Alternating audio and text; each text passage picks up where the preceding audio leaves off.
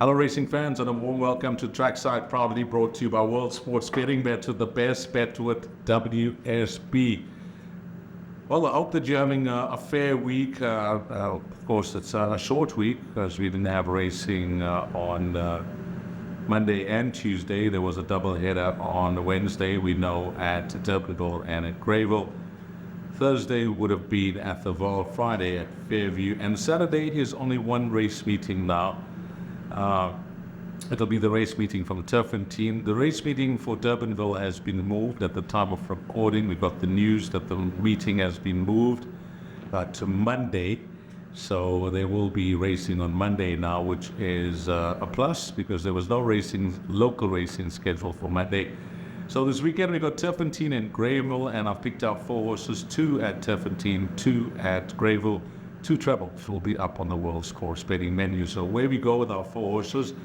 Our day begins very late at Turffontein. It'll actually begin in race number 8 over the 2,000 meter trip. Now I'm going with a horse that will be facing his stiffest task to date, and I'm hoping that he can just raise his game to the next level. When you have a look at how he's been racing and how he's been winning, he has captured the imagination, or at least he's captured my imagination, and certainly he's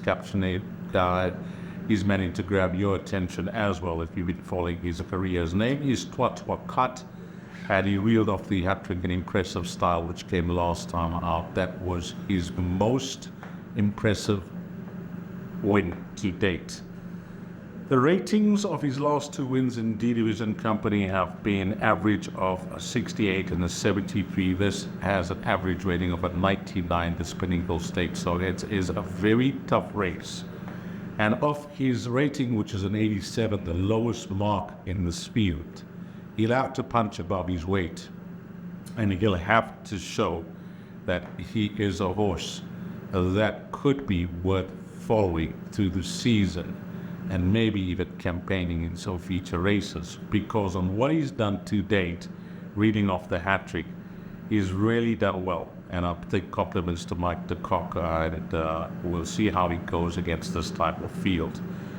On what he's shown to date, is there more to come? Well, I think he is very capable of achieving much higher than an 87, and as I mentioned, this will be a test for him to prove himself against some hard-knocking horses that are far higher in the ratings. So he's being thrown in the deep end, and I think he's capable of achieving much higher. It's going to be a true test for him, but 50 kgs, merit rated 87. Many will say that after this run, we'll know where we stand with this horse against this type of field and opposition and competition. But I'm going to say that he is not out the horse to beat. He's carrying 50 kgs. Yes, he's out at the weight with his rating, but on what he showed last time out, if he just builds on that, we know that he's racing fit. We know that he's got solid form, and we know that he is on the up. Number 9, Cut. I like it. Okay, race number 9. We on to the last double in the card, races 8 and 9, and in the 9th race, it's 1,800 meters.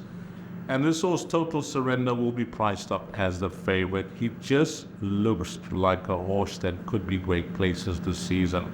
He started off his career very late, back in May as a 3-year-old, and his form is faultless. 3-time winner with 2 seconds from his 5 starts. And once they put him over ground, 1,800 and 2,000 meters, he's shown that he could be a serious racehorse. He's carrying 60.5 kgs. Here he'd have to give the entire field weight, but I don't think we've seen the best of him. I think he's just blossoming with racing. He's coming into his own as a 4-year-old, and another horse that I personally feel, if he just continues to impress, gets better, keeps winning races, I wouldn't be surprised to see him in a few features later on in the season. Number 1, Total Surrender. I like him a lot, and I think that he is the right horse here in race number 9, horse number 1, Total Surrender. Then on to our race meeting at Greyville, and I've picked out 2 runners, and I think they both will be very hard to beat. It's going to be the stable of Garrett and Zale that I'll be following with both these runners. Race number 1 over 1,200 meters, I think this will win, and win well. His name is Vibe SA. He's had 3 starts after that pleasing introduction to his career. His next start, he raced in the Cosmotel Breeders Juvenile Plate, and it was a photo finish between himself and Michelle Rix's horse called Strawberry Stinger, and he had to settle for second. And last time out, the money was down. The money poured on him and was back to start even money, and it was not to be again a creditable run, a game run, but he found one better in KD's Delight from the guard pulling on. So he's had the 3 runs, he's got the experience, he's nicely drawn going around the turn. He has been around the turn at Hollywood Gets Greyville on the poly track where he ran first up, so he's no stranger to the course, but the draw is a big plus, drawn nicely at 3, number 3, Vibe SA, and I think whatever beats him will win. It's hard to oppose here. Race 1, horse number 3, Vibe SA, and I'll set up sticking with Garrett Van Zyl. Well, I like his horse in the 3rd race. It is, yes, race number 3, called King Perlis. And 33-1 was his price first up, unfancied, went walkabout in the betting, and what an introduction that was. It was a big field of 15 runners, was drawn on the outside of the track, 13 out of the 15 that went to post, and he just looked to be, sort of one-paced for most of the race. He was up with the speed, don't get me wrong, he was up with the speed for most of the way. You're going to have a look at that replay. But then suddenly over the final 200 meters, he got the hang of things on what needs to be done, and he absolutely took off. Perfect Outlook was a 40-1 shot from the Mike Miller yard that won that race, but he took off, and he was involved in the photo there because it was close up between, I think, 3 horses that went to the post, and he ended up running second. So that was a great introduction. But what gives you all the confidence in the world is the form line is held up very well. Last one standing for Glenn Cotson has won, and tipped on the show was Master Fugle that came out to win for Dean Cannemere. So having watched his first start over that 1200 meter trip, just the way he raced and how he finished off, this 1400 meter trip is going to suit him and suit him beautifully.